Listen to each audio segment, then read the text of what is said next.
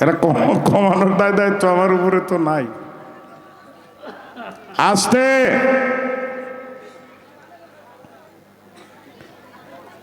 পালা হয়ে গেছে 4-5টা। জীব পরম, গুরু শিষ্য, টল অটল। পালা হয়েছে 6টা।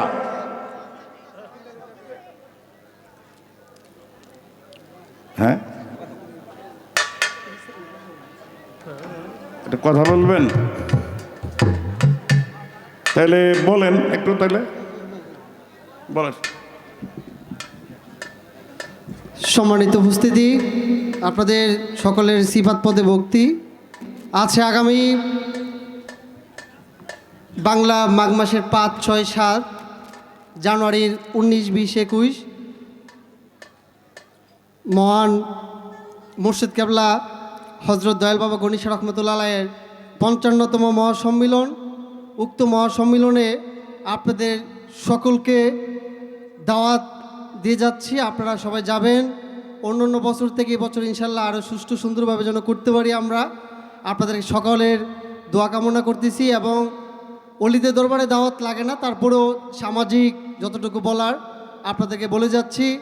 3 দিন সারাতব্যাপী সঙ্গীত হবে, আপনাদের সকলের দাওয়াত।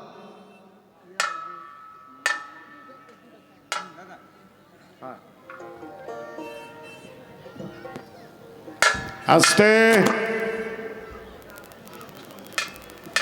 আমরা আসর গানেই মোটামুটি ভাবে কিন্তু পালাটা শুরু হয়ে গেছে। এটা একটা প্রসঙ্গক্রমে আমার ছোট্ট একটা বক্তব্য ছিল যে টল অটল যদি গায় তাইলে কেমনে টল হবে? যে দাবি করতেছে অটল, সেই তো নিজে টইলে বই রয়েছে অনেক আগে। তাইলে টল অটলটা কেমনে হয়? এখন তার বক্তব্য হলো যে সেই অটল, অর্থাৎ পরম একমাত্র অটল, যে কারণে ছিল, আছে, থাকবে।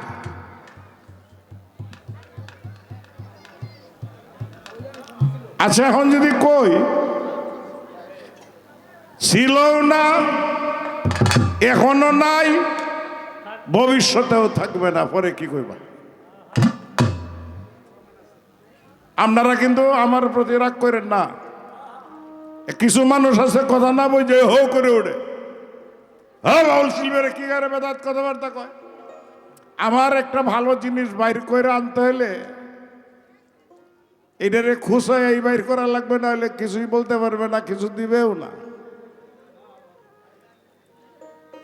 তার বক্তব্য ছিল, আছে, থাকবে।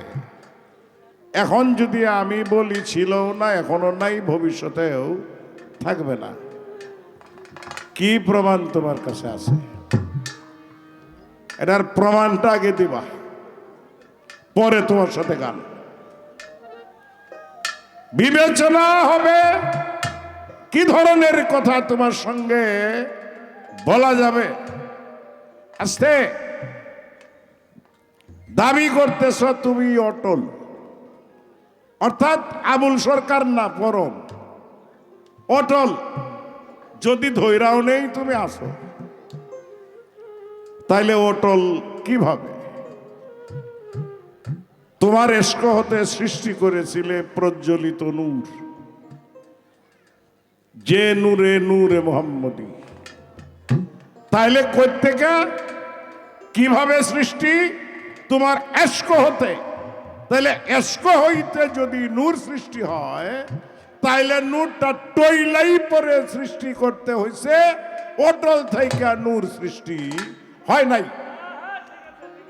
তাইলে তুমি নিজের অটল দাবি করো, পরম যে অটল, এইটা দাবি করো কিসের যুক্তিতে, কিসের ভিত্তিতে?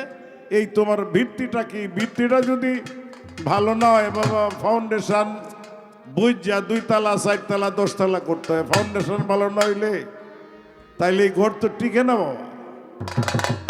তুমি আগে আসতে, তুমি আগে তোমার জায়গাটা রে একটু পরিষ্কার করে আমার দাও। তুমি টল অটল সেটা কিভাবে?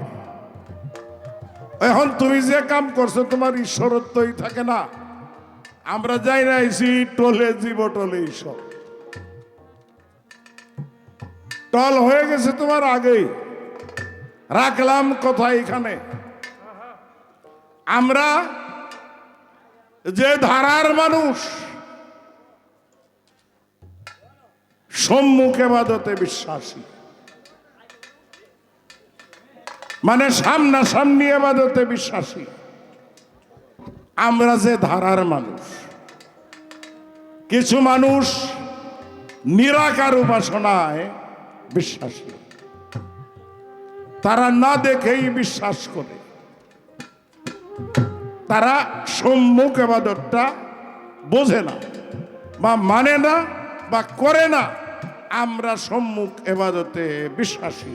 আচ্ছা, আমাদের মতো মানুষ যারা সম্মুখ এবাদতে বিশ্বাস করে, আমি একটু জানতে চাই এই সম্মুখ এবাদত করতে গিয়া যে সত্তাটা তার সামনে আসে, এই সত্তাটা গুরু না পরম? পালা কিন্তু 6টাই এক লগে। পালা কিন্তু 6টাই এক লগে। জিজ্ঞাসা করছি আমি, আমারে একটু জবাব দিবা।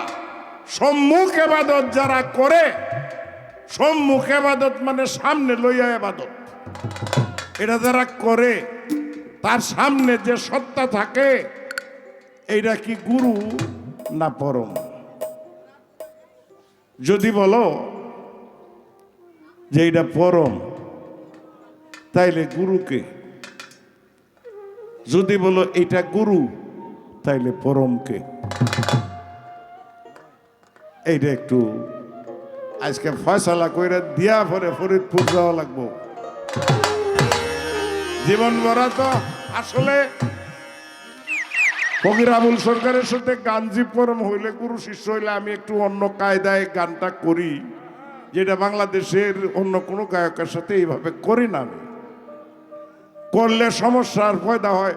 সব খাদ্য সব মানুষের পেটে হজম হয় না। এই কারণেই একটু রাখলাম, বিষয়টা হজম করতে পারবে, এই জন্যই রাখা। বোধ হজম হওয়ার সম্ভাবনা নাই, এই কারণে এই বিষয়টা এখানে রাখলাম। শুধু নিশানটা গাইলাম, দেখি পড়ে কি হয়। ছোট্ট মহর্ষি মনমোহন দত্তের একটি গান করব।